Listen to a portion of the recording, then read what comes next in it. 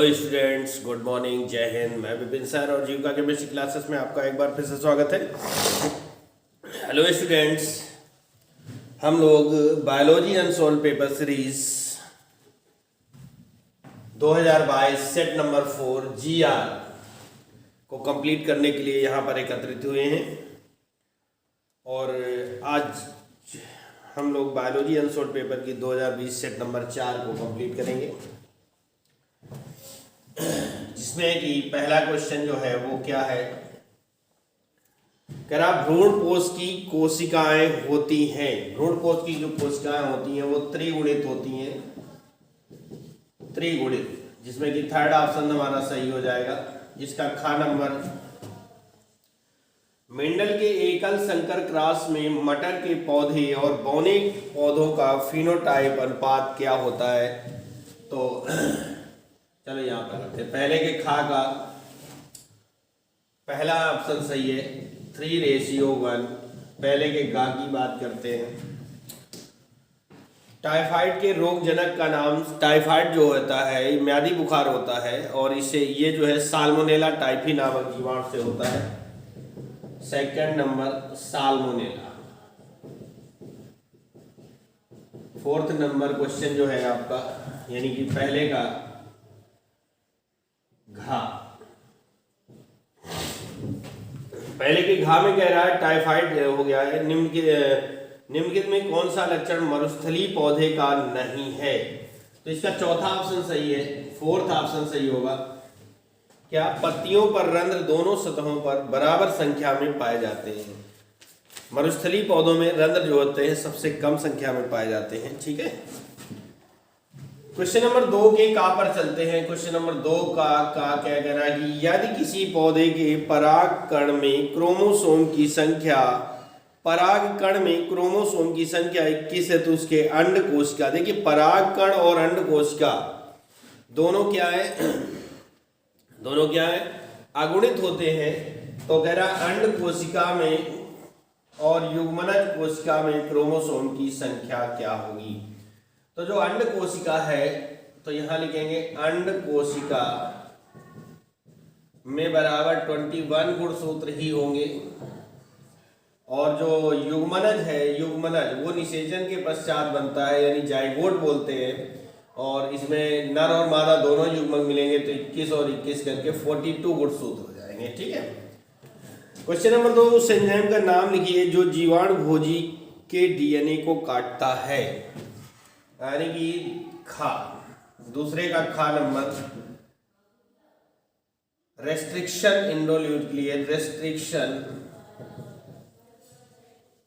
इंडोन्यूक्लियेज enzyme जो होता है ये काटता है। दूसरे की गा की बात करें, चरघातांकी वृद्धि के समीकरण को लिखिए। तो चरघातांकी वृद्धि का समीकरण होता है dN/dt = Rn। दूसरे की घा की बात करें, पात्रे निषेचन, पात्रे निषेचन को संक्षेप में समझाइए। तो देखिए पात्रे निषेचन जो होता है वो क्या होता है, इसको जो है पात्रे निषेचन IVF बोलते हैं शॉर्ट में, in vitro fertilisation, in vitro fertilisation बोलते हैं पात्र निषेचन को। क्या लिख सकते हैं कि वह प्रक्रिया जिसमें, वह प्रक्रिया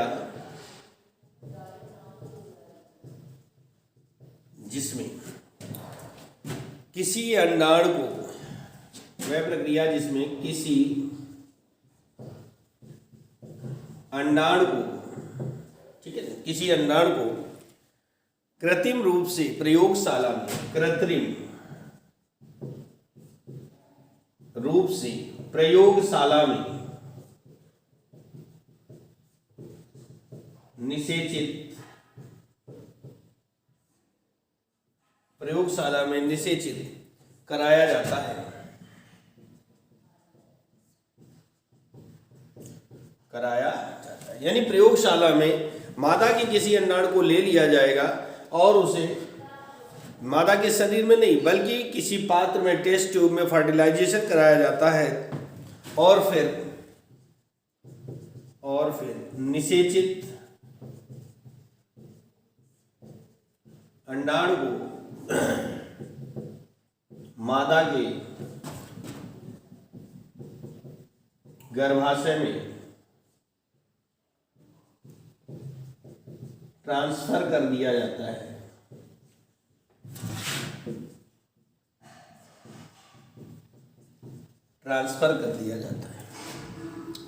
पात्रे निषेचन कहलाता है।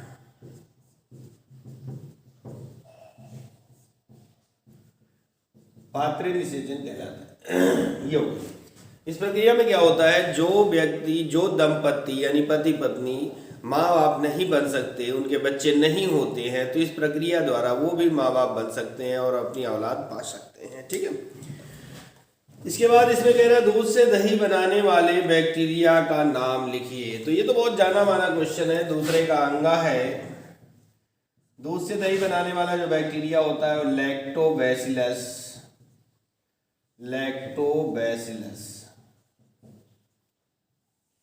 लैक्टिस होता है, जो बहुत आसानी से आप लोग जानते हैं। ये आज की बात नहीं है, ये बहुत पुरानी बात है ना। सब लोग पढ़े लिखे हैं, सब लोग जानते हैं। चलिए, ये 2 क्वेश्चन हमारे कंप्लीट हो गए। हम लोग क्वेश्चन नंबर 3 की ओर आगे बढ़ेंगे।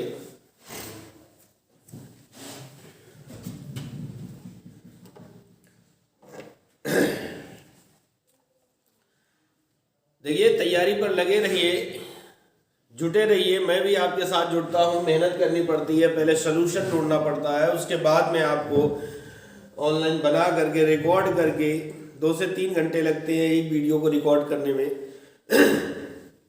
है ना। तो लगे रहिएगा, आपको बढ़िया से बढ़िया नंबर है। कहते हैं लक्ष्य कोई बड़ा नहीं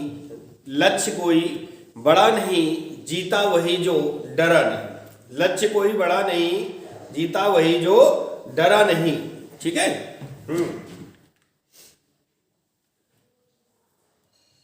क्वेश्चन नंबर 3 का कहा है अनिषेक जनित फल। अनिषेक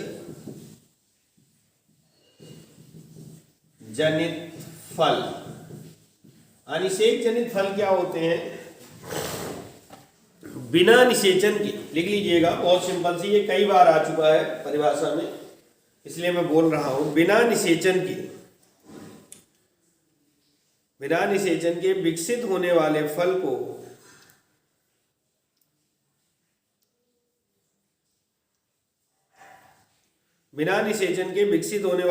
को अनिषेक फल कहते हैं। बिना निषेचन के विकसित होने वाले फल को अनिषेक फल कहते हैं। ठीक है, अनिषेक फल कहते हैं। जैसे कि सेब वगैरह होते हैं, अंगूर है, केला है, इनमें बीज नहीं बनते हैं। ठीक है। तीसरे का खा नंबर है, कह रहा है समयुग्मजी एलील जोड़ा। समयुग्मजी एलील जोड़ा।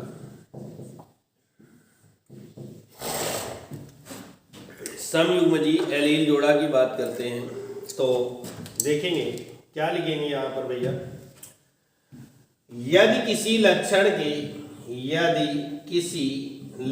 के दोनों जीन समान हैं तो इन्हें समयुग्मजी एलील जोड़ा कहते हैं।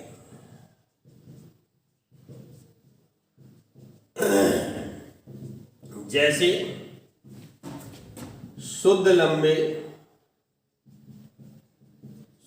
के लिए क्या होगा, कैपिटल टी हो जाएगा, कॉमा, शुद्ध बौने स्मॉल टी, है ना, लाल पुष्प कैपिटल आर, इस तरह से आदि। यानी एक जोड़े के दोनों जीन अगर समान हैं तो उसे हम समयुग्मजी कहते हैं। अगर एक हो जाता है कैपिटल टी स्मॉल टी या कैपिटल आर स्मॉल, ऐसी कंडीशन होती तो उसे हम विषमयुग्मजी कहते हैं। क्या कहते हैं? विषमयुग्मजी, होमोजाइगस। क्वेश्चन नंबर दूसरे की गा की बात करें। छायोद्भिद को उदाहरण देते हुए लिखिए। नाम से ही ये छायोद्भिद मतलब कि ये छाया में उगते हैं। कहां पर उगेंगे? छाया में उगते हैं। तो छायोद्भिद को उदाहरण देते हुए लिखिएगा। क्या लिख सकते हैं? ये पौधे, चलो हेडिंग डाल देते हैं, छायोद्भिद, हेडिंग डाल देते हैं। और नंबर 1 लिखते हैं, यह पौधे नम व छायादार स्थानों में उगते हैं। ये पौधे नम व छायादार स्थानों में उगते हैं। नंबर 2 की बात करें तो क्या होगा? यह पूर्ण विकसित नहीं होते, पूर्ण विकसित नहीं होते। नंबर 3 की बात करें तो क्या होगा कि थैलस संरचना होती है, यानी थैलस संरचना होती है। थैलस संरचना की विशेषता क्या होती है? लिखे दे रहे हैं नंबर 4 पर। इनमें जड़, तना व पत्ती, इनमें जड़, तना व पत्ती पूर्णतः विकसित नहीं होते, पूर्णतः विकसित नहीं होते। ठीक है, ये हो गया छायाद्भिद। और एग्जाम्पल में ले सकते हैं फ्यूनेरिया। फ्यूनेरिया, इसको मास भी कहते हैं, मास। ठीक है, फ्यूनेरिया, मास। दूसरा एग्जाम्पल लिखते हैं पाइसिया, टेक्सस, पाइसिया, टेक्सस आदि, ये छायोद्भिद है।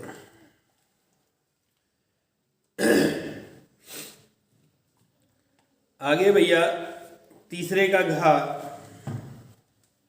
थर्ड का घा, सॉरी ये तो तीसरे का चल रहा, गलत हो गया। ये थर्ड है, ये भैया थर्ड है, और ये तीसरे का घा है। सेकंड तो पहले ही कंप्लीट हो चुका है। क्राई प्रोटीन, तो ये आपका जो क्राई प्रोटीन है वो सेट नंबर 2,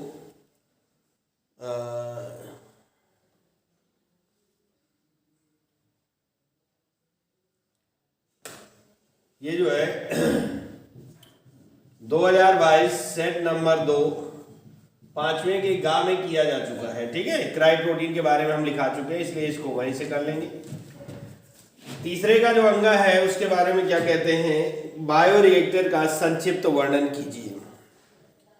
बायोरिएक्टर का संक्षिप्त वर्णन कीजिए, तो हेडिंग डाल देंगे बायोरिएक्टर, बायोरिएक्टर डाल देंगे। बायोरिएक्टर के बारे में लिखेंगे हम लोग। क्या होता है बायोरिएक्टर? यह एक पात्र के समान होता है, यह एक पात्र के समान होता है, जिसमें सूक्ष्म जीवों, पौधों, जंतुओं एवं मानव, जिसमें सूक्ष्म जीवों,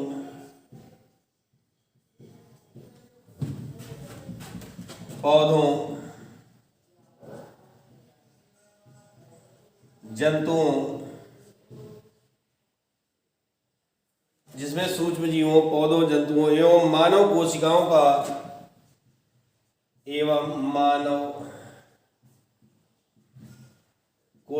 का उपयोग करते हुए मानव कोशिकाओं का उपयोग करते हुए कच्चे माल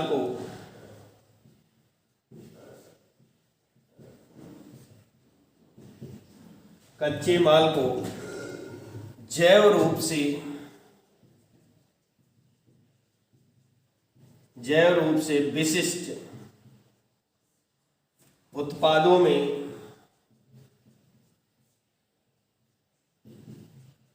परिवर्तित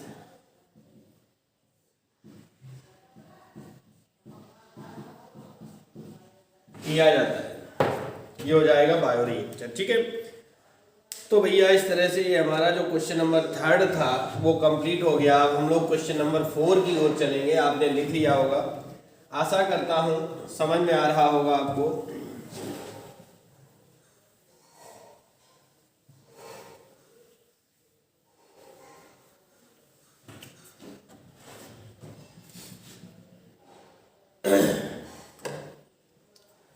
तो क्वेश्चन नंबर 4 का जो है कह रहा है शीत निष्क्रियता एवं ग्रीष्म निष्क्रियता का। क्वेश्चन नंबर 4 का कह रहा शीत निष्क्रियता एवं ग्रीष्म निष्क्रियता के मध्य अंतर लिख दीजिए।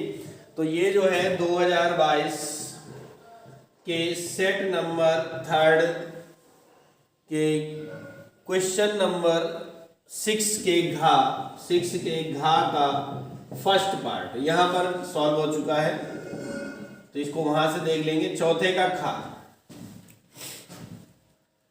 शुक्राणु जनन क्या है? संक्षेप में शुक्राणु जनन की प्रक्रिया का वर्णन कीजिए। ठीक है, शुक्राणु जनन क्या है? हेडिंग डालेंगे शुक्राणु जनन, और मैं इसको बोलूंगा, थोड़ा लंबा क्वेश्चन रह जाएगा इसलिए मैं इसे सिर्फ बोलूंगा। लिखिएगा नर जननांगों अर्थात वृषणों में शुक्राणुओं का बनना शुक्राणु जनन कहलाता है। नर जननांगों अर्थात वृषणों में शुक्राणुओं का बनना शुक्राणु जनन कहलाता है। यह निम्न प्रावस्थाओं में पूरा होता है। यह निम्न प्रावस्थाओं में पूरा होता है। नंबर 1 हेडिंग होगी गुणन प्रावस्था। गुणन प्रावस्था मल्टीप्लिकेशन फेज बोलते हैं, मल्टीप्लिकेशन फेज। ठीक है, इसमें क्या होगा लिखिएगा कि वृषणों की शुक्र जनन नलिकाओं की वृषणों की शुक्र जनन नलिकाओं की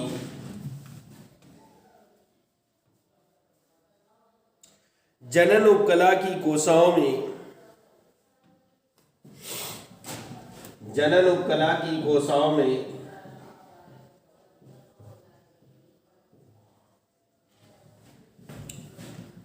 कोशिकाओं में समसूत्री विभाजन द्वारा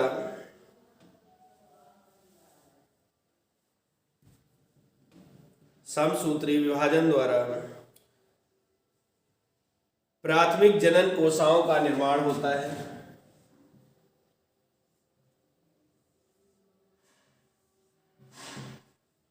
प्राथमिक जनन कोशिकाओं का निर्माण होता है।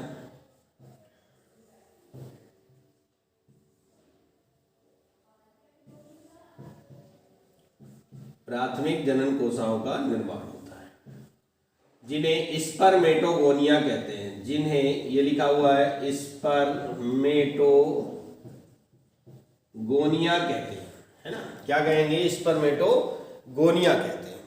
क्या कौन सा विभाजन हुआ यहाँ पर? समसूत्री विभाजन हुआ। और आपको पता है समसूत्री विभाजन में, है ना, ये हमारी हो गई मल्टीप्लिकेशन फेज। ये एमपी मल्टीप्लिकेशन फेज। इतनी गुणन मतलब होता है संख्या में वृद्धि होना, लेकिन समसूत्री विभाजन में गुणसूत्रों की संख्या सेम रहती है, तो 2n यानी ये सारी कोशिकाएं द्विगुणित होती है। नंबर 2 पर आता है ग्रोथ फेज यानी कि वृद्धि प्रावस्था।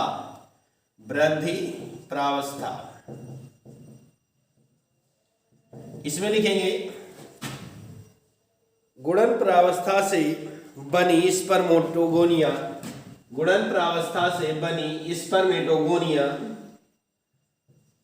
भोज्य पदार्थों को एकत्रित करके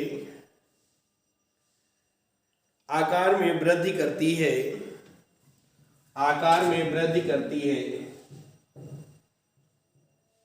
जिसे प्राइमरी स्पर्मेटोसाइट कहते हैं। प्राइमरी स्पर्मेटोसाइट कहते हैं। ग्रोथ फेज, ये ग्रोथ फेज हो गई है प्राइमरी स्पर्म। आप देख रहे हैं आकार में बड़ी हो गई है, ऐसी कुछ बनाना है। ये सारी सातों कोशिकाएं सेम रहेंगी, इसका आकार बड़ा हो जाएगा। ठीक है, ध्यान रखना है, नहीं तो गलती हो जाएगी।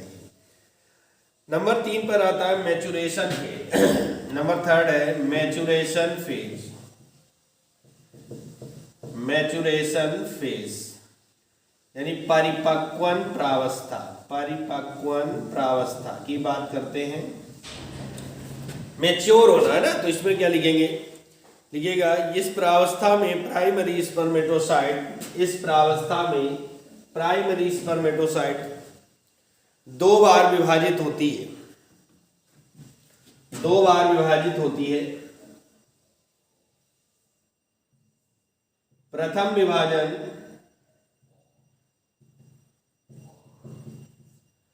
आगे लिखो, प्रथम विभाजन अर्धसूत्री होता है,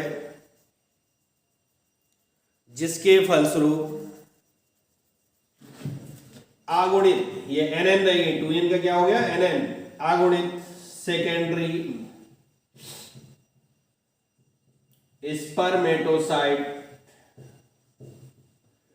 सेकेंडरी स्पर्मेटोसाइट बनती है। आगे लिखो, सेकेंडरी स्पर्मेटोसाइट पुनः समसूत्री विभाजन द्वारा, अब इसमें फिर से समसूत्री विभाजन होता है, पुनः समसूत्री विभाजन द्वारा विभाजित होकर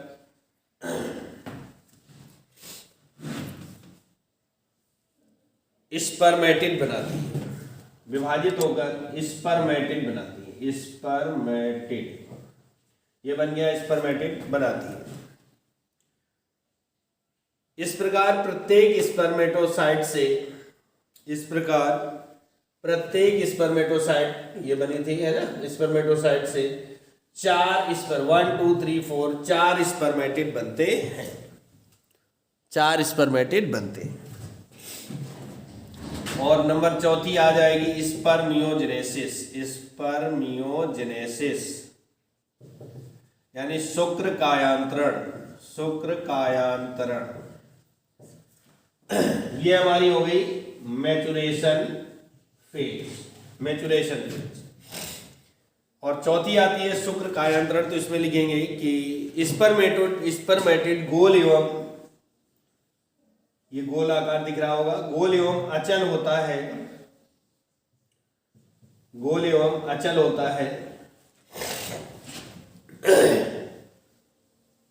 जो कि स्पर्मियोजेनेसिस, आगे लिखो, जो कि स्पर्मियोजेनेसिस द्वारा पूंछ युक्त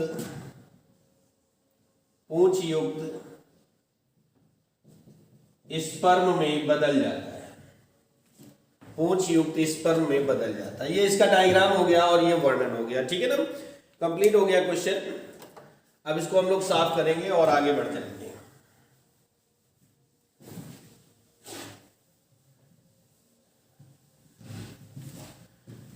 ये हमारा क्वेश्चन जो था, ये था 4 का खा, शुक्राणु जनन क्या है।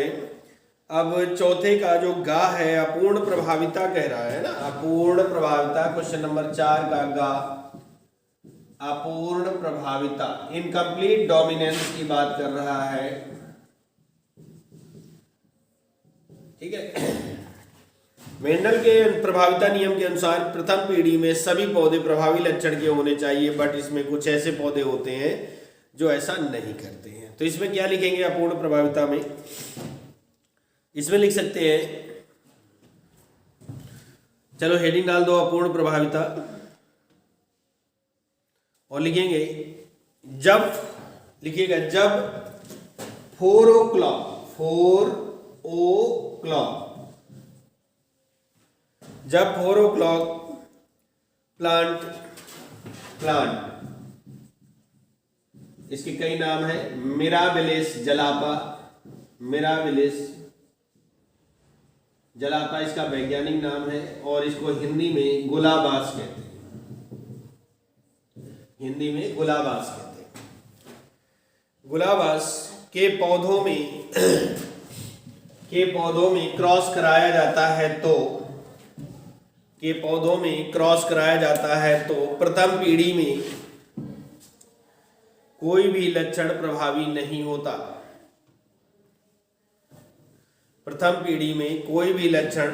नहीं होता। अपूर्ण प्रभाविता कहलाता है। ठीक है, अपूर्ण प्रभाविता कहलाता है। ये हो गया। अब एग्जाम्पल लिखिएगा। जब गुलाबाज के लाल पुष्प व सफेद पुष्प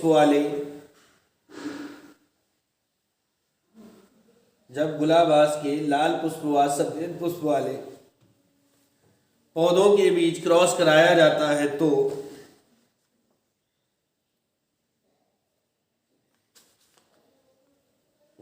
प्रथम पीढ़ी में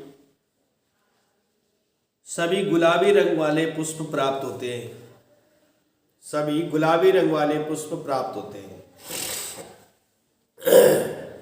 परंतु इनमें स्वपरागण कराने पर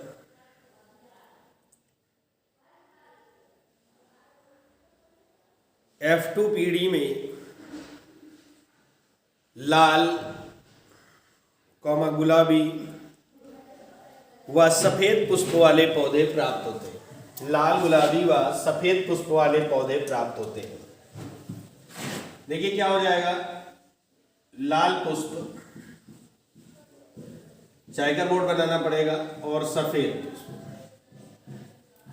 प्लांट कौन सा है? 4 o'clock प्लांट है। लाल पुष्प के लिए कैपिटल RR, इसके लिए स्मॉल RR। इसका युग्मक बनेगा, इंग्लिश में कहेंगे गैमीट बनेंगे, कैपिटल R, इसका स्मॉल r। इन दोनों में क्रॉस कराएंगे तो कैपिटल R स्मॉल r हो जाएगा। ये F1 जनरेशन हो गई। F1 generation all pink plant हो गए। F1 जनरेशन में सभी पिंक हो जाएंगे। ठीक है ना। अब इसमें क्या कराया? सेल्फ पॉलिनेशन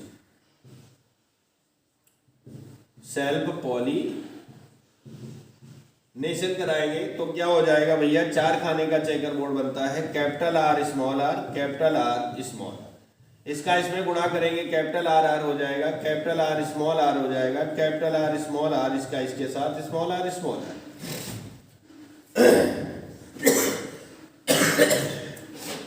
ये क्या हो जाएंगे? लाल, ये गुलाबी होगा,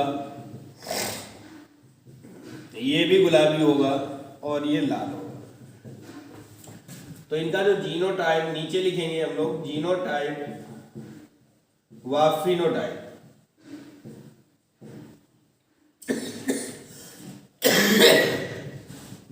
वन रेशियो 2 रेशियो 1। जीनोटाइप और फिनोटाइप यही एक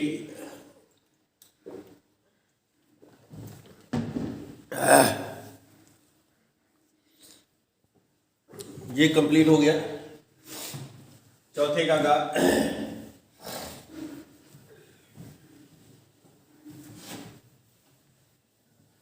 ये चौथे के का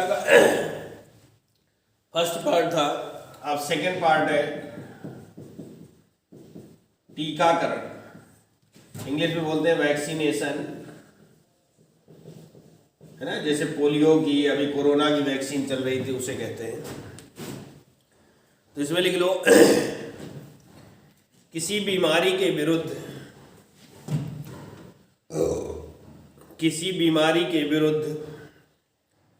प्रतिरोधात्मक क्षमता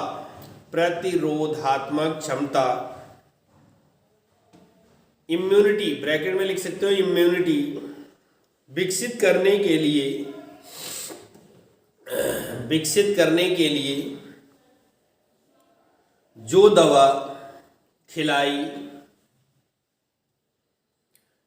या पिलाई, यानी टैबलेट के रूप में या ड्रॉप के रूप में खिलाई या पिलाई, या किसी अन्य रूप से, यानी इंजेक्शन वगैरह के रूप में किसी अन्य रूप से दी जाती है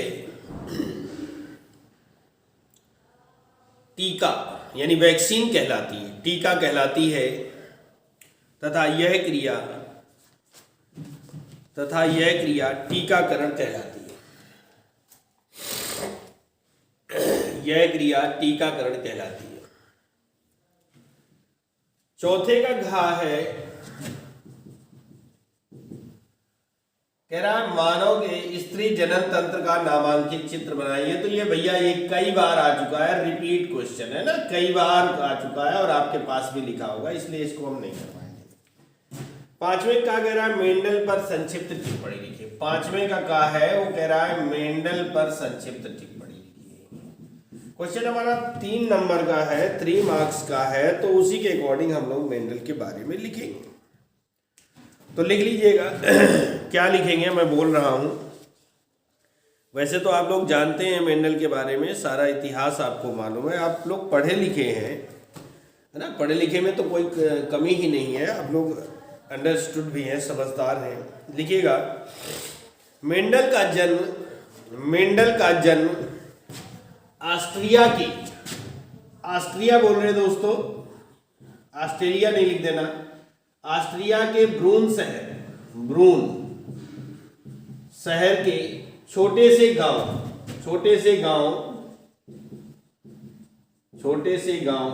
सिलिसिया में हुआ था।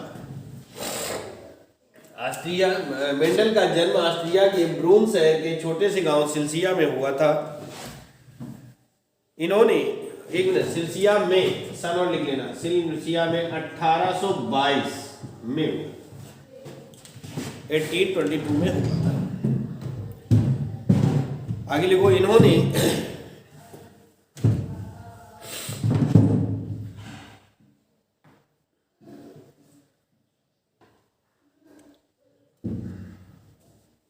एक मिनट, इन्होंने काट दो, इन्हें मैथ का ज्ञान था, गणित का ज्ञान था, और ये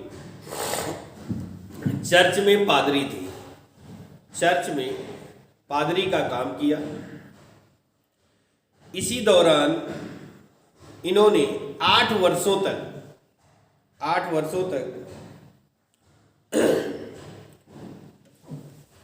टाइम पीरियड क्या है, 1856 से 63 तक, 8 वर्षों तक, ब्रैकेट में लिख लो 56 से 63 तक सामान्य मटर यानी जो हम लोग सब्जी वगैरह बनाते हैं, सामान्य मटर पर प्रयोग किए, जिसके परिणाम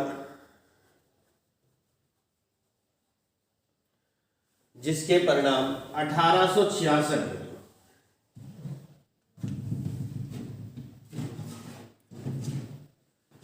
इसके परिणाम 1866 में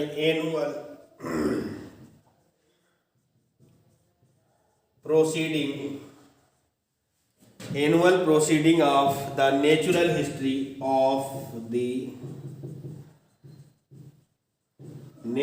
history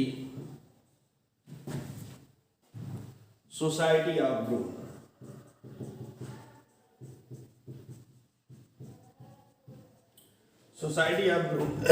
natural history society of Brunn में प्रकाशित हुई।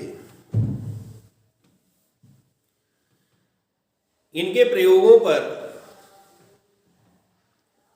34 वर्षों तक किसी ने ध्यान नहीं दिया।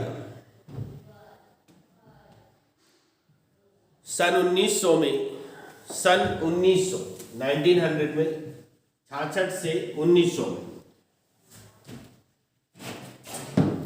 सन 1900 में कार्ल कोरेंस, साइंटिस्ट हैं, कार्ल कोरेंस, टी शेरमार्क तथा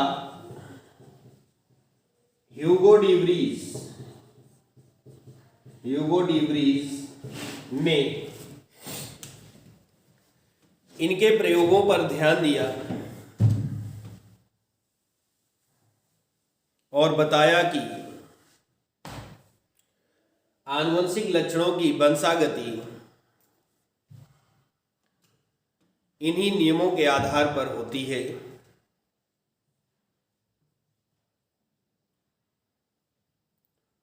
अतः मेंडल को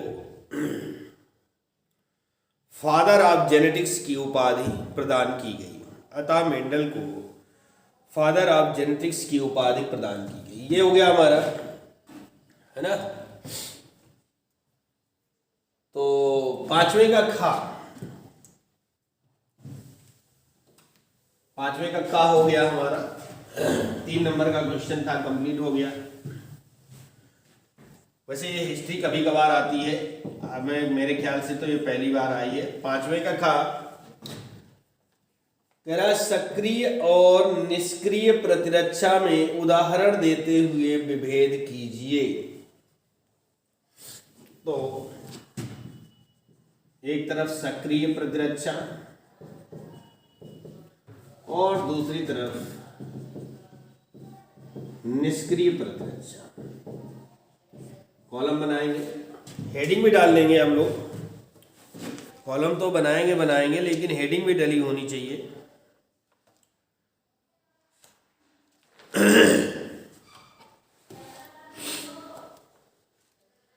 तभी कंप्लीट तैयारी आपकी होगी। अगर आप अच्छे से अच्छे कॉपी लिखेंगे तो आपके मार्क्स भी अच्छे आएंगे। सक्रिय प्रतिरक्षा और निष्क्रिय प्रतिरक्षा में अंतर है।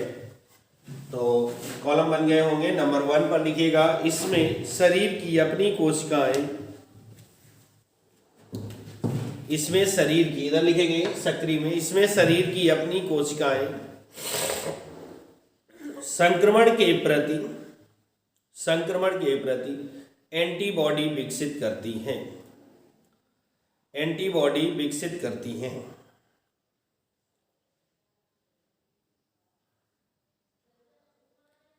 और इधर लिखेंगे, इसमें निष्क्रिय में, इसमें दूसरे शरीर में विकसित एंटीबॉडी को, दूसरे शरीर में विकसित एंटीबॉडी को अपने शरीर में प्रवेश कराया जाता है।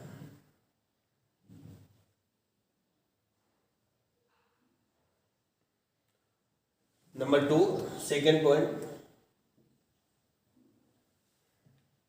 एंटीबॉडी बनने में समय लगता है। एंटीबॉडी बनने में समय लगता है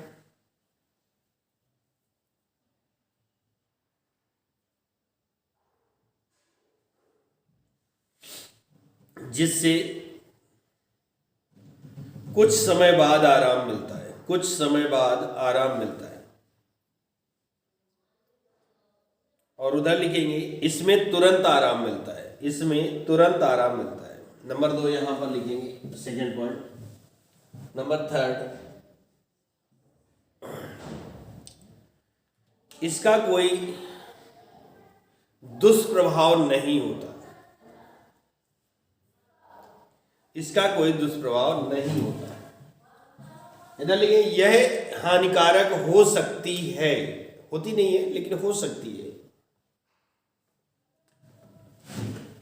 नंबर 4, यह हमेशा के लिए होती है। और नंबर 4, यह कुछ समय के लिए होती है।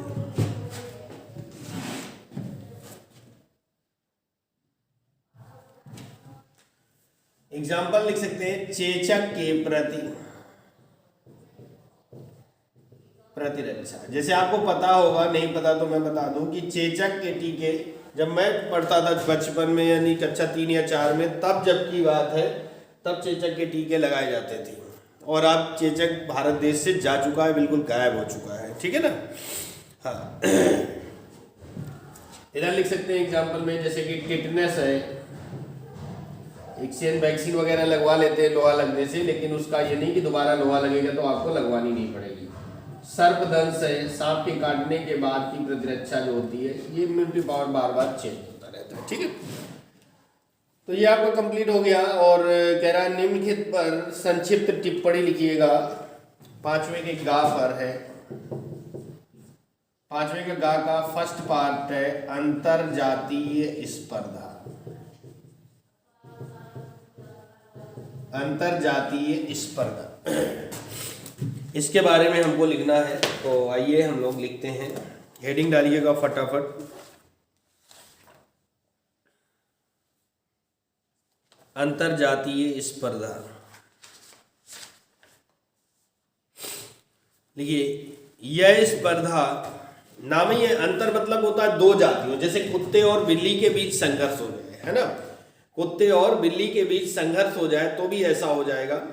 या आप समझ लीजिए आप हैं और आपके सामने मिस्टर शेर आ गए, तो आपका क्या हाल होने वाला है।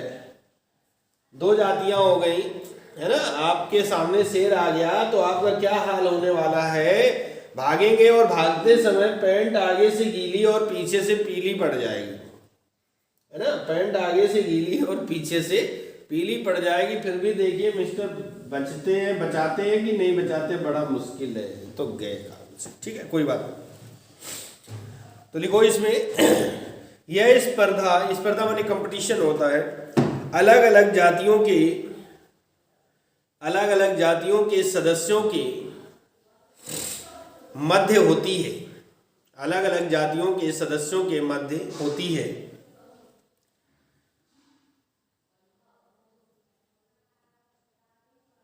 पारितंत्र में, आगे लिखो, पारितंत्र में पादप तथा जंतु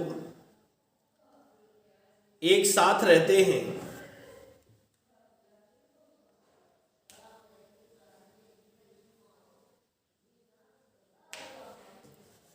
एक साथ रहते हैं। पादप तथा जंतुओं के मध्य होने वाली इस अंतरजातीय स्पर्धा को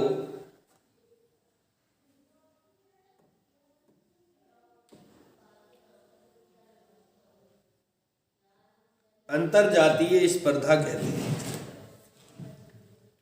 स्पर्धा को अंतरजातीय स्पर्धा कहते हैं।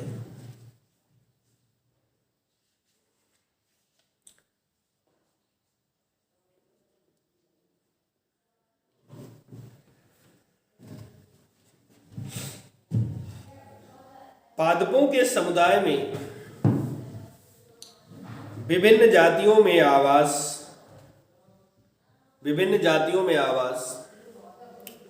कौमा आहार यानी भोजन, कौमा जल, कौमा प्रकाश, पोषक तत्व आदि की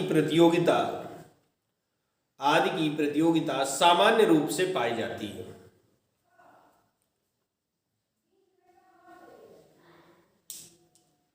परंतु जंतुओं के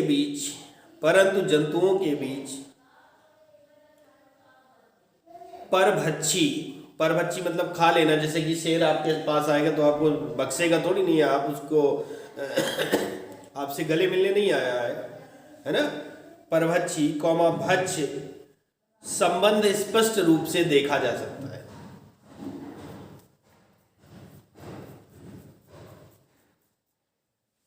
ठीक है, ये होती है अंतरजातीय स्पर्धा। जैसे लिख सकते हैं, एग्जाम्पल लिखना चाहे तो क्या लिख सकते हैं, कुत्ते और बिल्ली के बीच संघर्ष। जंतुओं की बात करें, पादपों में कहते हैं कि कोई भी पादप हो और अमरबेल डाल दीजिए, अमरबेल परजीवी संबंध दिखाता है ना। इसके अलावा इसका जो दूसरा पार्ट है, दूसरा सिंड्रोम, हेडिंग डालेंगे सिंड्रोम और इसमें लिखेंगे क्या होता है सिंड्रोम।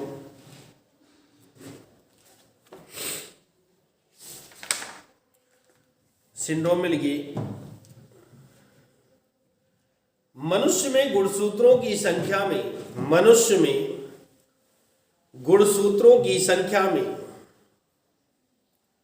परिवर्तन से, मनुष्य में गुणसूत्रों की संख्या में परिवर्तन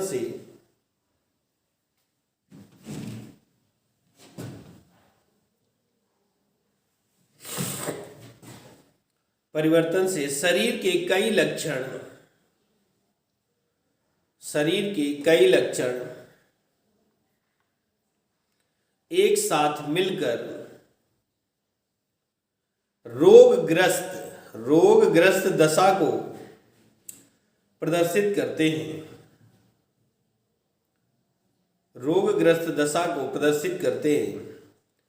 जिसे सिंड्रोम कहते हैं। जैसे एग्जाम्पल में Down syndrome, Turner syndrome, Klinefelter syndrome, Klinefelter syndrome, ये कब होते हैं? जब गुणसूत्रों की संख्या में अनियमितता होती है, कम या ज्यादा हो जाए। पटाउ सिंड्रोम आदि। एक चीज वैसे बता दें कि ये जो नाम पड़े हैं सिंड्रोम के, जिस वैज्ञानिक ने खोजा है, डाउन को डाउन ने खोजा, टर्नर को टर्नर ने, क्लाइनफिल्टर, पटाउ को पटाउ ने खोजा है, उन्हीं के नाम से सिंड्रोमों के नाम दिए गए। ठीक है, तो इस तरह से पांचवें का घा कंप्लीट हो लिया गया। अब हम लोग पांचवें के घा की ओर चलने वाले हैं। पांचवें का घा क्या कह रहा है भैया? क्वेश्चन देखते हैं।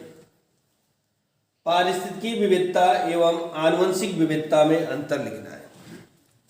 पारिस्थितिकी विविधता और आनुवंशिक विविधता में अंतर लिखना है आपको। तो हेडिंग डाल दो भैया, एक तरफ डाल देंगे पारिस्थितिकी, पारिस्थितिकी विविधता, और दूसरी तरफ डाल देंगे आनुवंशिक विविधता।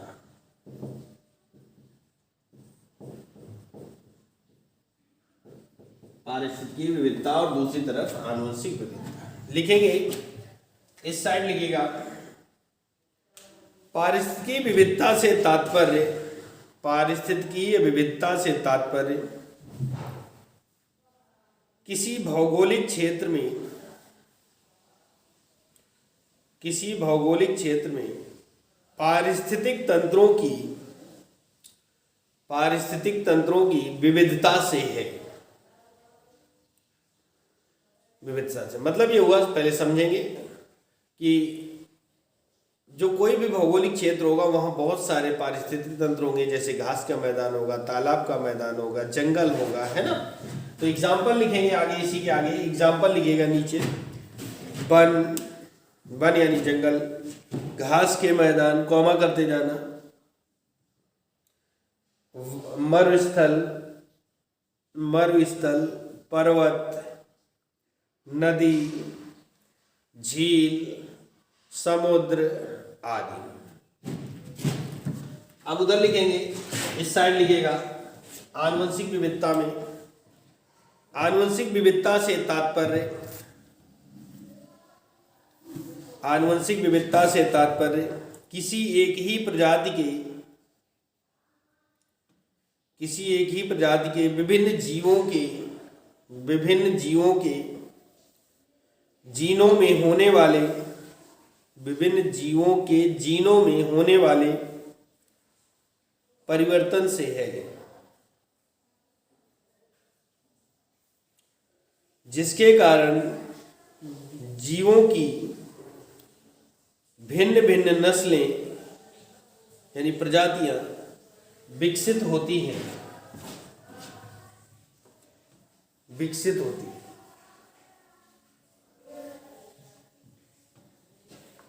जैसे घोड़े और गधे के क्रॉस से, घोड़े और गधे के क्रॉस से खच्चर का बनना।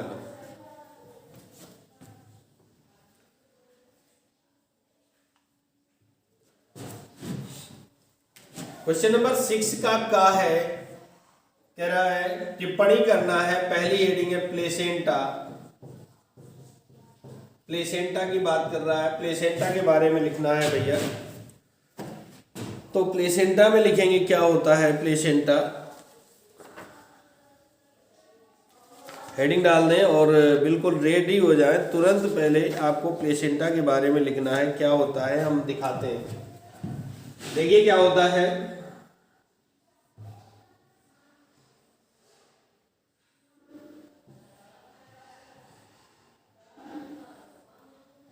ये ओवरी हो जाती हैं और ये अंडवाहिनियां हैं, ये फेलोपियन नलिका है और ये गर्भाशय यूट्रस।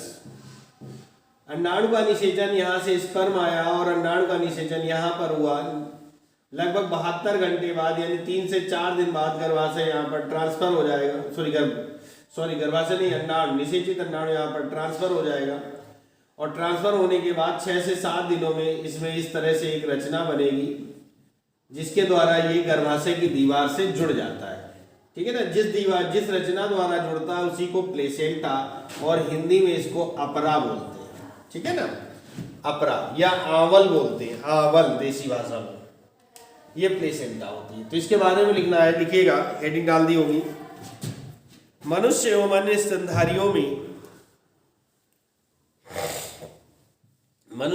स्तनधारियों में भ्रूण गर्भाशय से जिस रचना द्वारा जुड़ा रहता है,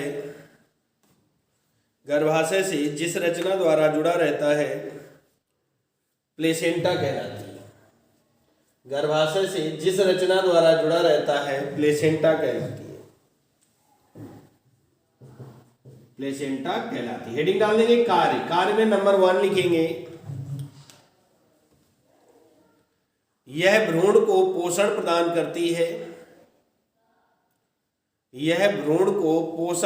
करती है। नंबर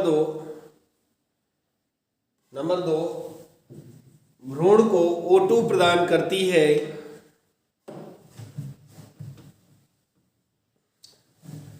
नंबर 3 यह भ्रूण के उत्सर्जी पदार्थों को माता के रुधिर में ले जाती है। नंबर 4 इसके द्वारा भ्रूण में एंटीबॉडी का निर्माण होता है।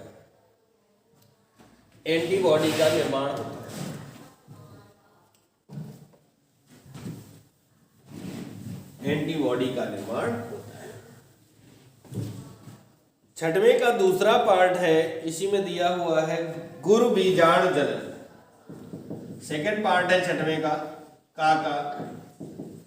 गुरु बीजाणु जनन। पौधों में गुरु बीजाणु जनन इंग्लिश में कहेंगे मेगास्पोरोजेनेसिस। ठीक है, गुरु बीजाणु जनन की बात करते हैं। तो पौधों में गुरु बीजाणु जनन क्या होता है इसके बारे में हम लोग लिखते हैं। तो लिखिएगा,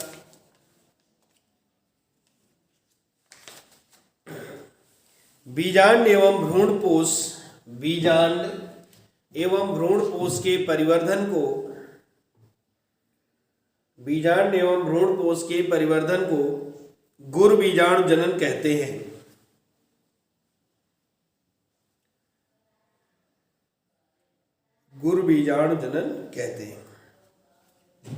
इस क्रिया में बीजांड काय की एक कोसा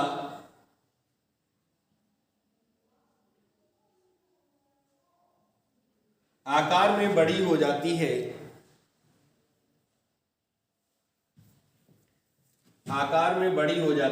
जिसे प्राइमरी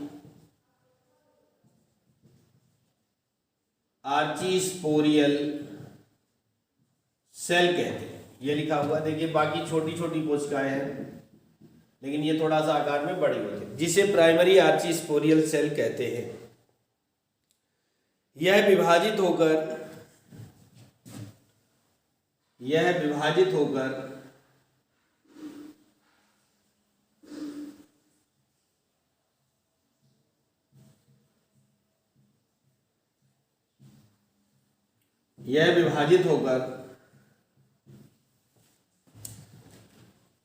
भित्तीय कोसा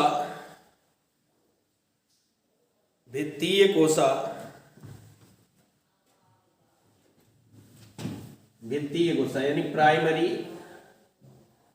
पैराइटल सेल तथा भित्तीय कोसा तथा बीजाणु जनन कोसा स्पोर मदर सेल बीजाणु जनन कोशिका का निर्माण करती है। 1 से 2 हो गई, विभाजित हो जाती है, मदर सेल का निर्माण करती है। और अर्धसूत्री विभाजन, और यह अर्धसूत्री विभाजन द्वारा विभाजित होकर, ये फिर से अर्धसूत्री विभाजन द्वारा विभाजित होगी इस तरह से, विभाजित होकर 4 हैप्लॉइड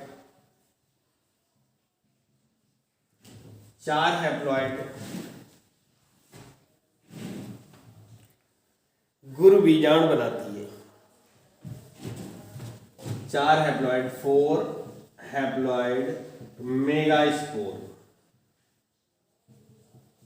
4 हैप्लॉइड मेगास्पोर बनाती है। ये बन गए मेगास्पोर, जिनमें से 3 नष्ट हो जाते हैं और जिनमें से 3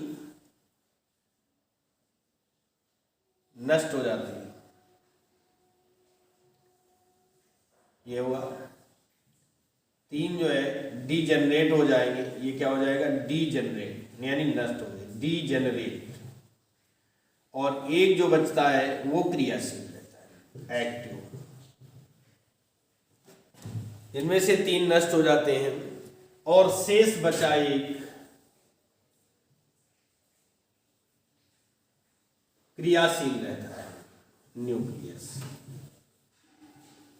शेष बचा एक क्रियाशील, ये ए नंबर, ये बी नंबर, ये सी, ये डी और ये ई। इस प्रकार से गुरु बीजाणु का निर्माण होता है, मेगास्पोरोजेनेसिस होती है। डायग्राम भी आपको देना होगा और थ्योरी तो मैंने आपको बोल ही दी है, ठीक है ना। तो इसको हम साफ कर लेते हैं, 6वें के का को, और आगे बढ़ते हैं हम लोग 6वें के खा। 6वें का खा है आरएनए और डीएनए में अंतर। तो ये तो भैया बहुत पुराना है और इसके बारे में आपको पीछे भी कई कराया जा चुका, तो सेल्फ कर लेंगे, है ना, ढूंढ लेंगे कहां पर है आरएनए और डीएनए में अंतर। आगे हेडिंग है गा नंबर है 6वें का गा, सहोपकारिता। सहोपकारिता की बात कर रहा है। सहोपकारिता क्या है? तो सहोपकारिता के बारे में हमें बताना है। इसमें मैंने लिखना है तो हेडिंग डाल दो सहोपकारिता और लिखिएगा इस प्रकार के संबंध में साथ रहने वाले, इस प्रकार के संबंध में साथ रहने वाले दोनों सहयोगियों को एक दूसरे से लाभ होता है। दोनों सहयोगियों को एक दूसरे से लाभ होता है। जैसे लाइकेन ये शैवाल और प्लस कवक के मिलने से बनते हैं और सबसे अच्छा उदाहरण है सौंफ का, ठीक है, ये हो गया। अगला इसी में कह रहा है बीज पत्राधार एवं बीज पत्रोपरिक के मध्य अंतर लिखिए। तो भैया ये 6वें का जो घा है ये मुझे याद नहीं रहा और मैंने इसका सलूशन बनाया नहीं, तो इसको आप सेल्फ कर लीजिएगा और नहीं मिलता है तो फिर मैं अगले सेट में या अलग से इसका वीडियो बनाकर आपको भेज दूंगा। क्वेश्चन नंबर 7 की बारी आ गई। लॉन्ग आंसर पर हम लोग आ गए। कह रहा जैव विविधता को परिभाषित कीजिए, इसको क्षति पहुंचाने वाले कारकों का वर्णन कीजिए, जैव विविधता के संरक्षण हेतु क्या उपाय है। तो मेरे ख्याल से ये टॉपिक आपका सब कुछ हो चुका है, कई बार हो चुका है और ये इम्पोर्टेंट भी है भैया इस चैप्टर से, जैव विविधता, है ना। और इसमें क्षति पहुंचाने वाले कारक, क्षति पहुंचाने वाले कारक भी हो चुके हैं। मेरे ख्याल से ये डिटेल में हो चुका है, फुटकर में भी हो गया होगा और डिटेल में भी हो चुका होगा। और बचाव के उपाय भी हो चुके हैं, जैसे कि स्वस्थाने संरक्षण, उत्स्थाने संरक्षण, सरकार द्वारा प्रयास, अभयारण्य का निर्माण, है ना, ये सारी चीजें आपकी हो चुकी है। इसका जो अथवा है, 7वें का जो अथवा है उस पर चलते हैं हम लोग। ये नहीं हुआ है। कह रहा है कि आवृतबीजी पौधों में निषेचन कैसे होता है। तो निषेचन क्रिया तो आपकी हो चुकी है, डबल फर्टिलाइजेशन होता है, लेकिन हम लोग लिख लेंगे। तो हेडिंग डालेंगे हम लोग क्या, क्वेश्चन नंबर 7 का अर्थ हुआ निषेचन। 7 का अर्थ हुआ निषेचन, फर्टिलाइजेशन की बात कर रहे हैं। आवृतबीजी पौधों में निषेचन कैसे होता है, तो लिखेगा आवृतबीजी पौधों में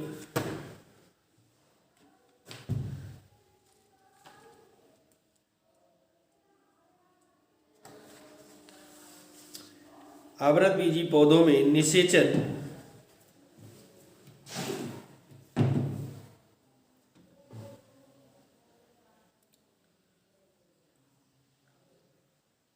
दो बार होता है, दो बार होता है, इसलिए इसे दोहरा निषेचन कहते हैं।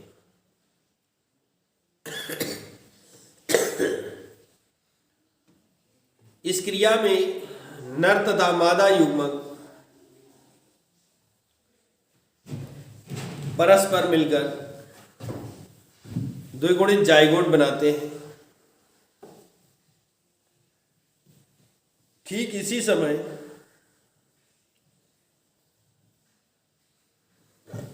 दूसरा नर युग्मक मिलकर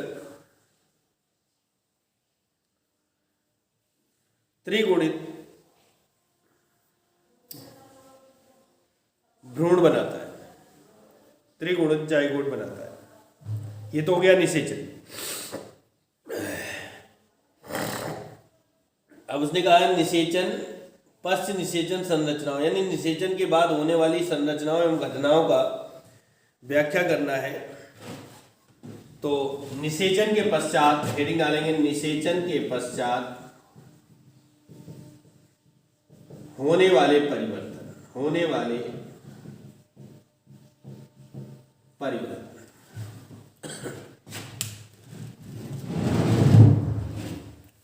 नंबर 1 पॉइंट पॉइंट में लिखेंगे। जाइगोट आकार में वृद्धि करके अपने चारों ओर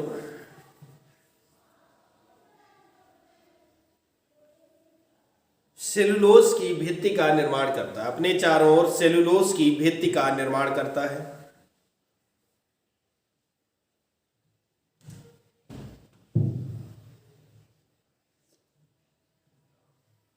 नंबर दो आधार कोशिका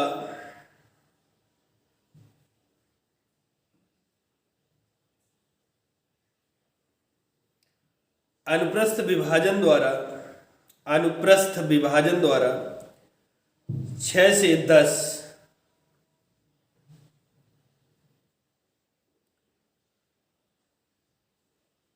कोशिकाएं बनाती हैं।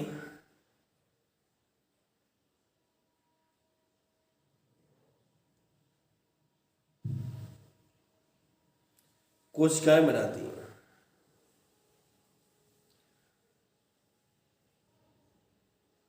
सबसे ऊपर की ओर हाइपोफाइसिस कोशिका बनती है,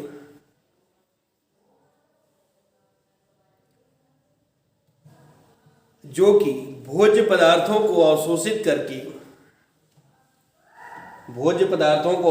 करके वृद्धि करते हुए भ्रूण को पोषण प्रदान करती है।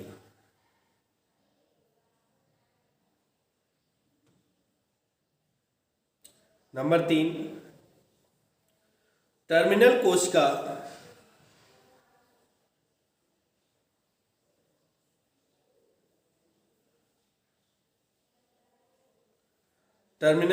अनुप्रस्थ विभाजन द्वारा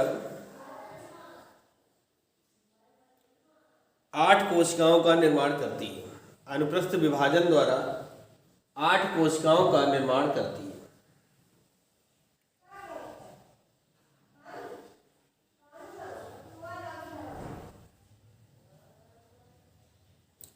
नंबर 4 आधार कोशिकाओं से मूलांकुर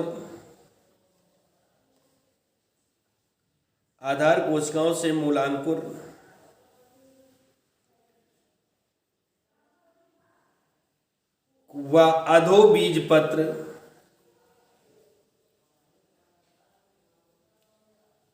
तथा अध्याधर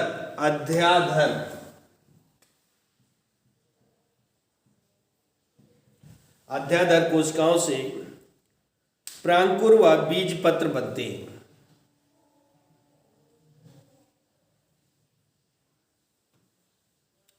नंबर 5, इसके अंदर की कोशिकाएं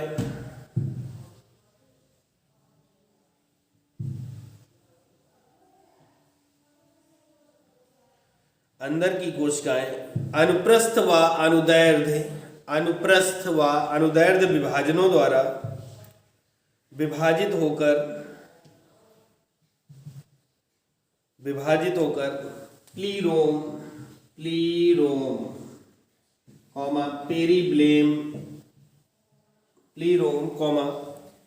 पेरिब्लेम बनाती है।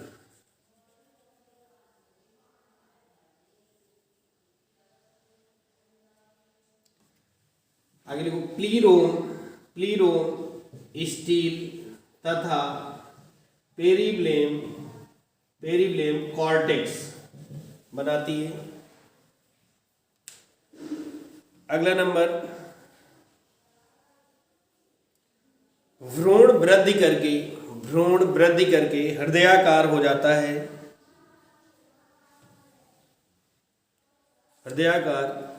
जाता है जिसमें बीजपत्र बड़े होकर मुड़ जाते हैं। बीजपत्र बड़े होकर मुड़ जाते हैं।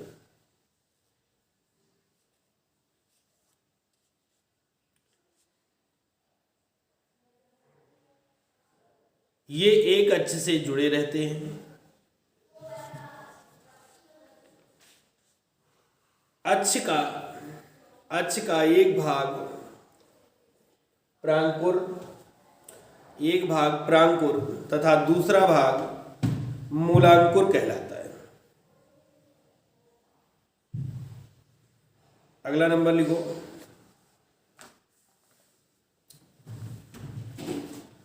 नंबर न लिखिए, हेडिंग डाल देंगे। इसके बाद क्या होगा, बीज तथा फल का निर्माण। यानी भ्रूण बन गया, भ्रूण के बाद बीज बनेगा और फल बनेगा, तब की बात की घटनाओं का वर्णन करना है। लेकिन निषेचन के बाद अंडाशय से फल और फल के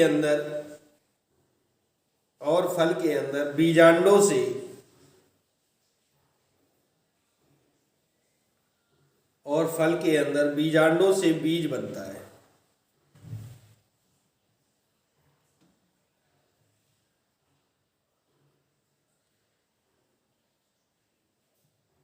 भ्रूणपोष तथा भ्रूण के विकास, आगे लिखते जाइए। भ्रूणपोष तथा भ्रूण के विकास के साथ साथ अध्यावरण सूख कर सख्त हो जाता है और बीज कवच का निर्माण करता है।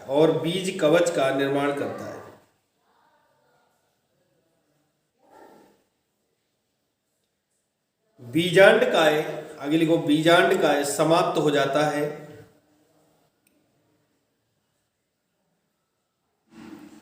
परंतु कुछ बीजों में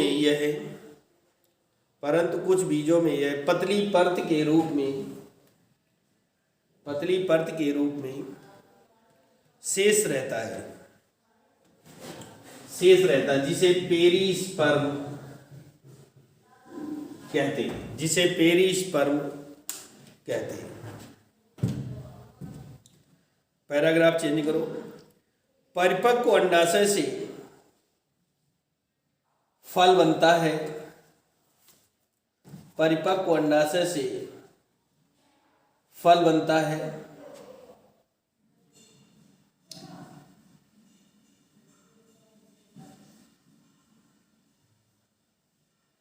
यदि अंडाशय के अतिरिक्त पुष्प के अन्य भाग भी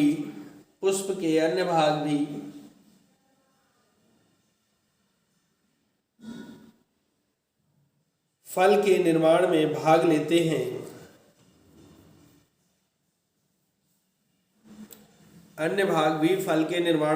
लेते हैं, तो ऐसे फल को आभासी या कूट फल कहते हैं। तो ये आपका क्वेश्चन हो गया, कंप्लीट हो गया। और इसमें कुछ डायग्राम भी देने होते हैं, जो कि मैं आपको बता दूं, किसी भी मॉडल पेपर से आप देख लेंगे, इस तरह के डायग्राम बने हुए हैं, लिखा होगा भ्रूण का विकास, तो आप वहां से डायग्राम दे सकते हैं। ठीक है, क्वेश्चन नंबर 8 की ओर हम लोग आगे बढ़ने वाले हैं। क्वेश्चन नंबर 8 में क्वेश्चन नंबर 8, निम्न पर 2 टिप्पणी लिखिए। क्वेश्चन नंबर 8 में कह रहा है निम्न पर 2 टिप्पणी लिखिए। 8 का पहला है सेंट्रल डोग्मा,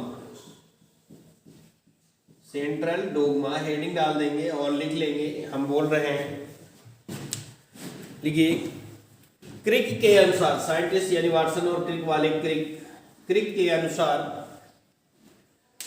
आनुवंशिक सूचनाओं के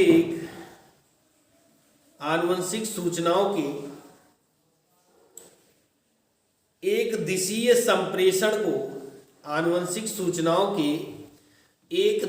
संप्रेषण को सेंट्रल डोग्मा कहते हैं। अर्थात प्रोटीन संश्लेषण के लिए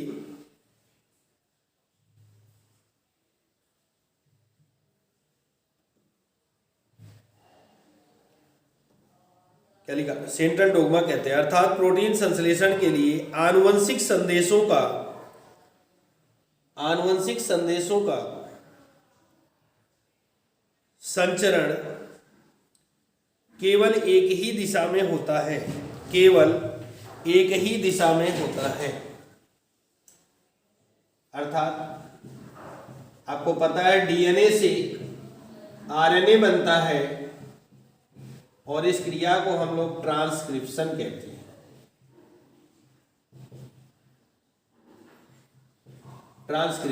और आरएनए से प्रोटीन बनती है, इसे ट्रांसलेशन कहते हैं। तो ये एक ही दिशा में होता है, लौटकर दोबारा वापस नहीं आएगा, एक ही बार क्रिया होगी। ठीक है, नंबर 2 पर आता है आपका चिकित्सीय सगर्भता समापन।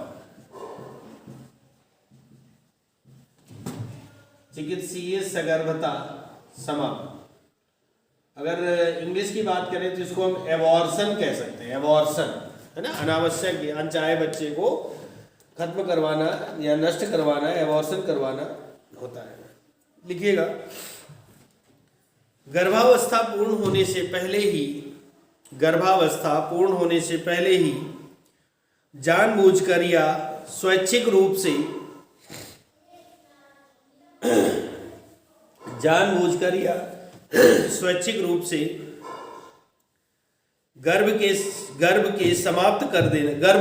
गर्भ को समाप्त कर देना चिकित्सीय सगर्भता समापन कहलाता है। गर्भ को समाप्त कर देना चिकित्सीय सगर्भता समापन कहलाता है।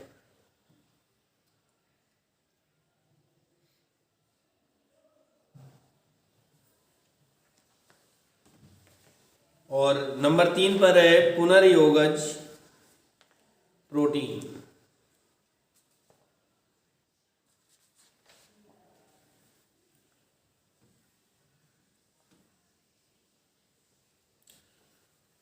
पुनर्योगज प्रोटीन।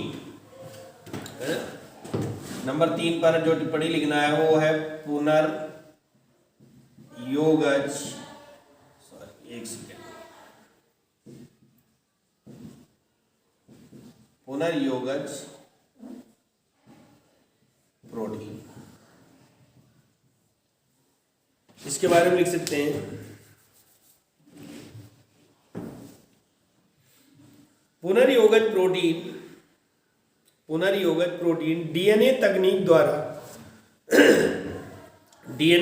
द्वारा निर्मित पारजीनी जीव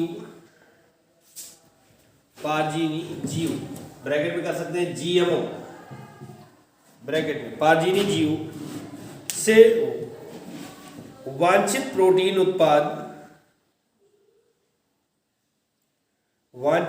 उत्पाद पुनर्योगज प्रोटीन कहलाता है।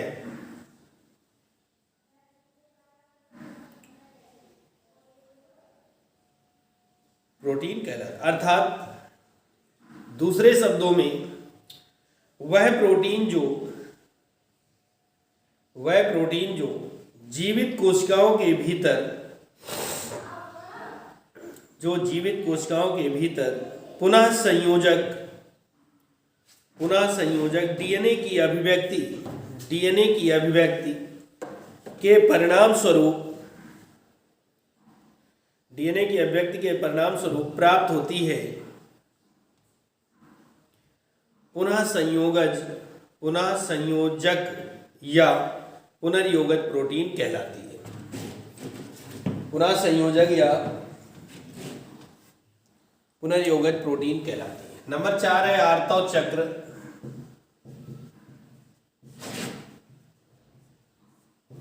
चक्र। तो इसके बारे में हम लोग लिख लेंगे। आर्तव चक्र के बारे में क्या होगा,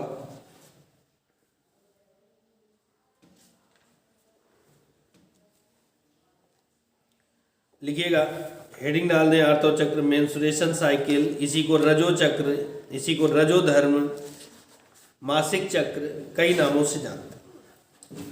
इस पर लिखिएगा मादा में, हेडिंग डल गई होगी, लिखिए मादा में जनन काल के साथ ऋतुस्राव प्रारंभ होता है जो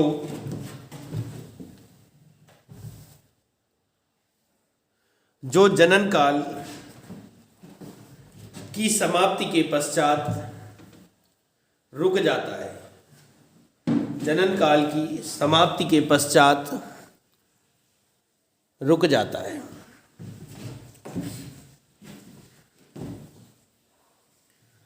मादा में जनन काल लगभग 14 वर्ष की आयु से प्रारंभ होकर 45 से 50 वर्ष की आयु तक रहता है। इस काल में प्रतिमाह अंडाशय से अंडों का उत्सर्जन होता है। निषेचन ना होने पर गर्भाशय एवं अंडाशय में चक्रीय परिवर्तन होते हैं।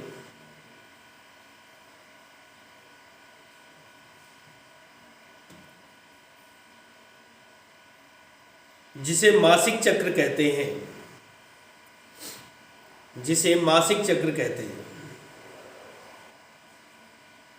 यह चक्र औसतन 28 दिन में पूरा होता है।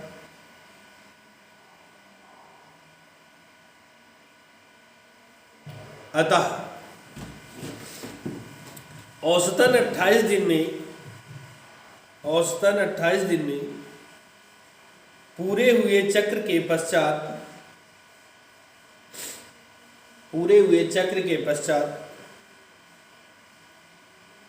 रुधिर के साथ अनिषेचित अंडा भी योनि द्वारा बाहर निकल जाता है, योनि द्वारा बाहर निकल जाता है, जिसे मासिक धर्म या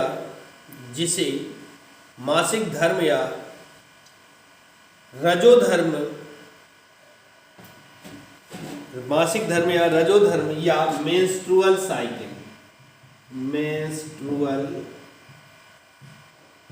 साइकिल भी कहते हैं। तो भैया ये क्वेश्चन नंबर 8 कंप्लीट हो गया। और 8 का जो अथवा है उसमें क्या कह रहा है कि मेंडल के स्वतंत्र अभ्युवन नियम का वर्णन कीजिए। तो ये तो आप लोग जानते हैं ना, सेल्फ कर लेंगे मेंडल का स्वतंत्र अभ्युवन नियम। और अगर आपको किसी को प्रॉब्लम है तो आपको पता है कि फिर मेरा व्हाट्सएप नंबर जो है वहां पर आपको, ठीक है ना, वहां पर आपको इसका आंसर मिल जाएगा। ठीक है, क्वेश्चन नंबर 9 की बात करते हैं। क्वेश्चन नंबर 9 में पहला पार्ट कह रहा है मनुष्य में लिंग निर्धारण। मनुष्य में लिंग निर्धारण तो एक कॉमन सही बात है, ये आप लोग कक्षा 10 से पढ़ते आ रहे हैं। और इसके अलावा भैया मैंने भी आपको पीछे सेटों में करवा रखा है, और अगर नहीं मिलता है तो आप हमसे पूछ ले, सेल्फ भी कर सकते हैं। ठीक है ना। इसका जो दूसरा पार्ट है वगैरह परिवार नियोजन, ये आप जानते हैं जनसंख्या वृद्धि को कंट्रोल करने की विधियां होती हैं, स्थायी और अस्थायी दोनों विधियां होती हैं। इसके बारे में भी हम बता चुके हैं, और अगर नहीं मिलता है तो आप हमसे डिस्कस कर लेंगे या पूछ लेंगे, व्हाट्सएप कर देंगे क्वेश्चन को। 9 का जो अथवा है कह रहा व्यसन क्या है ना, व्यसन क्या है। तो 9 के अथवा में हेडिंग डाल दीजिएगा व्यसन। इसको लिखाएंगे हम आपको डिटेल में। कल एक मैंने छोटा सा वीडियो डाला था, है ना, बिगड़ने की चांसेस पर, तो उससे रिलेटेड होता है व्यसन। आजकल सिगरेट उड़ाना यानी धुआं उड़ाना, धुएं के छल्ले बनाना बच्चों को बहुत पसंद है, और उसकी वजह से वो अपने जीवन के इम्पोर्टेंट टाइम से यानी कि जो स्टडी लाइफ है उसको गवा देते हैं, और बाद में जीवन पर्यंत संघर्ष करना पड़ता है। तो मैं चाहूँगा कि आपको फ्री में सब कुछ मिल रहा है, सारे सलूशन फ्री में मिल रहे हैं, आपको कोई प्रॉब्लम नहीं है। तो भैया आप जो है अपना एक टाइम ना गवाएं और मेहनत करके आप पढ़ें और आगे तरक्की करें, जिससे यार कहीं मिल जाओगे तो पहचान तो लोगे ना कि यही सर है जिनकी वजह से हमारे अच्छे मार्क्स आ गए। मुझे भी बड़ी खुशी होगी कि ऑनलाइन आपने पढ़ लिया, फ्री में पढ़ा और आपको अच्छे मार्क्स मिले, मुझे इससे बड़ी खुशी कुछ नहीं होगी। ईश्वर आपकी मदद करे और आपको तरक्की दे। धन्यवाद। आगे बढ़ते हैं हम लोग क्वेश्चन नंबर 9 पर। जो हेडिंग पड़ी है हमारी क्या है, व्यसन। तो लिखिएगा आज हमारी युवा पीढ़ी, अच्छा इसको इंग्लिश में और जान लीजिए, एडिक्शन बोलते हैं, ADICTION, एडिक्शन, ADICTION,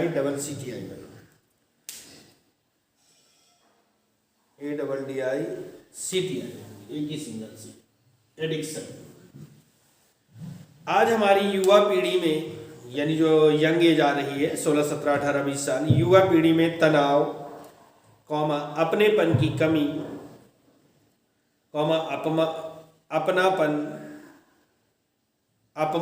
अपमान व गलत कार्य करने के कारण तंबाकू, अल्कोहल व नशीली वस्तुओं की आदत बन गई है, जिसे व्यसन कहते हैं।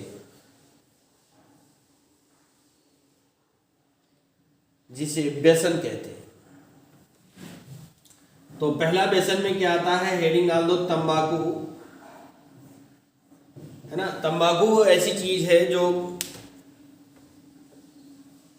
या कोई भी नशा पदार्थ होता है, ये आपको गिफ्ट देते हैं, है ना।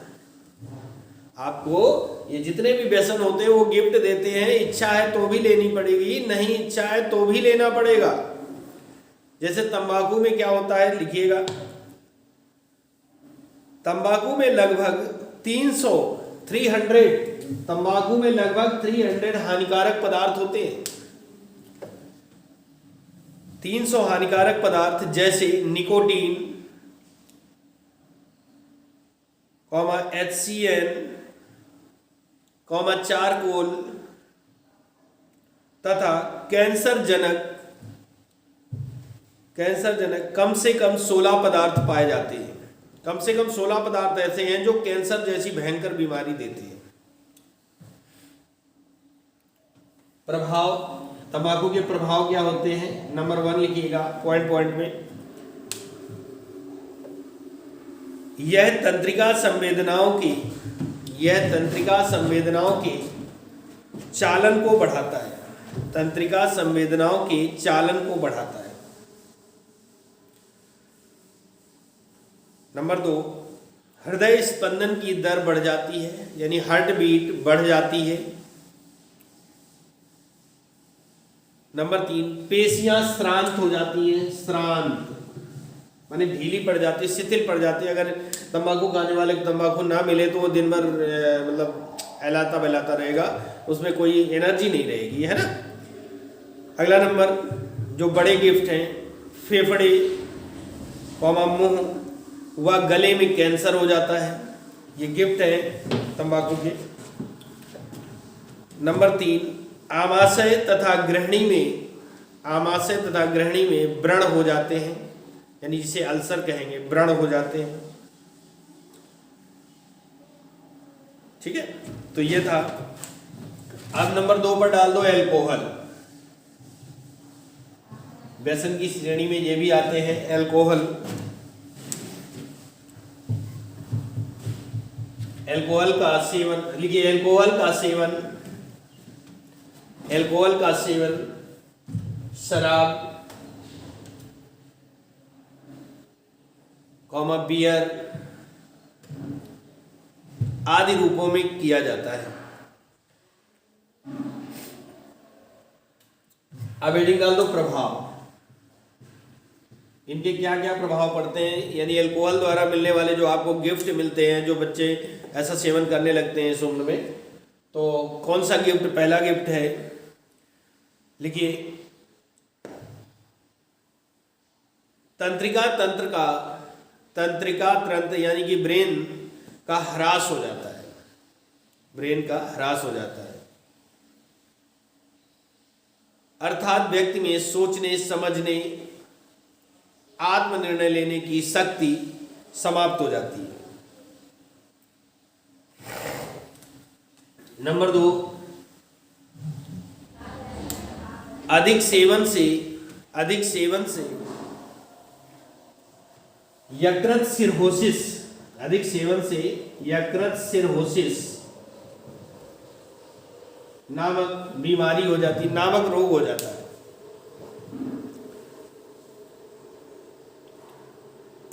नंबर 3, हार्ट अटैक की संभावनाएं बढ़ जाती हैं।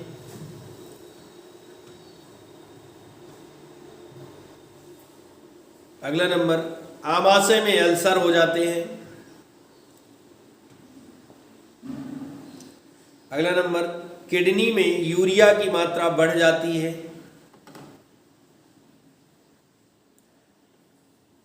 अगला नंबर, वाहन चलाने पर दुर्घटना हो सकती है।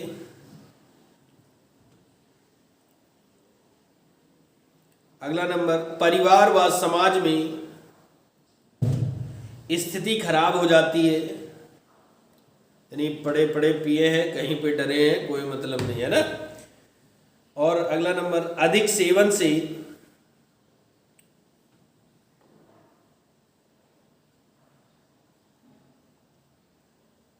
आमाशय व आंत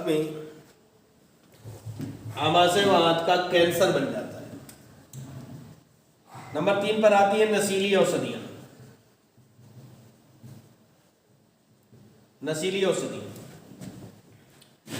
देखिए, विज्ञान ने दवाएं बनाई इसलिए कि ताकि हमें पेन है, दर्द है या कुछ भी प्रॉब्लम है उससे ठीक हो जाए। लेकिन उसका मिसयूज करना ही व्यसन कहलाता है। तो लिखिएगा, ऐसी औषधियां जिनके सेवन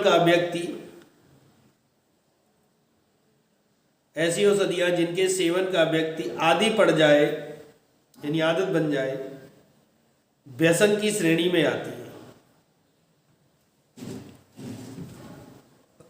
व्यसन की श्रेणी में आती है। इन्हें साइकोट्रॉपिक औषधियां भी कहते हैं। साइकोट्रॉपिक औषधियां भी कहते हैं। अब हेडिंग डालेंगे प्रभाव। इनके क्या क्या गिफ्ट है।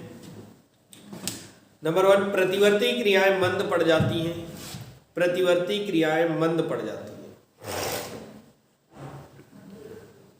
नंबर 2, अधिक सेवन से व्यक्ति की मृत्यु हो जाती है।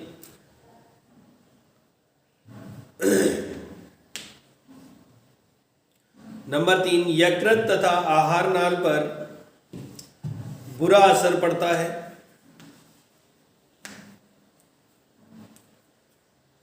नंबर 4, खून की कमी हो जाती है। नंबर 5, LSD नामक औषधि से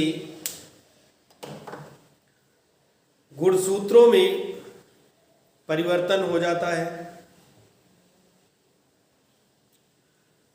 नंबर 6, इनका सेवन करने वाला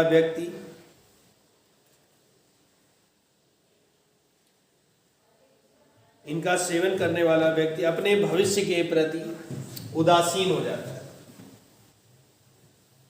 भविष्य के प्रति उदासीन हो जाता है। तो ये था हमारा व्यसन के कुप्रभाव। और अब हेडिंग डालना है रोकथाम। रोकथाम में क्या कह सकते हैं कि भैया जो लोग इन चीज़ों का सेवन करते हैं वो बंद कर दें, वरना जो आपके इतने सारे हमने गिफ्ट लिखाए हैं, जो गिफ्ट आपको मिल रहे हैं, ये आपको मिलेंगे, है ना। तो इसके लिए क्या कर सकते हैं रोकथाम में, जानकारी लिखिएगा, जानकारी ही बचाव है। अर्थात व्यसन के बारे में होने वाले कुप्रभावों, व्यसन के बारे में होने वाले या व्यसन से होने वाले कुप्रभावों की जानकारी जनप्रतिनिधि को दी जाए, अर्थात प्रत्येक व्यक्ति को दी जाए, तो इस पर रोकथाम की जा सकती है। लोगों को जागरूक किया जाए, जिससे कि उन्हें यह पता चले कि इनके सेवन से हमारा दुगना नुकसान होता है। एक तो पॉकेट खर्चा भी चला जाता है, और दूसरा जो हम पर स्वास्थ्य पर बुरा असर पड़ता है उसकी बात ही अलग होती है ना। तो इसके लिए हम बस इतना कहेंगे कि जानकारी ही बचाओ। ओके, तो आज का सेट यहीं से फिनिश होता है। तब तक के लिए नमस्कार। आगे मिलेंगे अगले सेट पर। और भैया अगर कोई प्रॉब्लम है तो व्हाट्सएप नंबर जो मैंने दिया है वहाँ से आप हमें व्हाट्सएप कर सकते हैं, जिससे कि आपको कोई प्रॉब्लम नहीं होगी और आप बेहतरीन से बेहतरीन नंबर अर्जित कर सकें। Thank you. जय हिंद, जय भारत।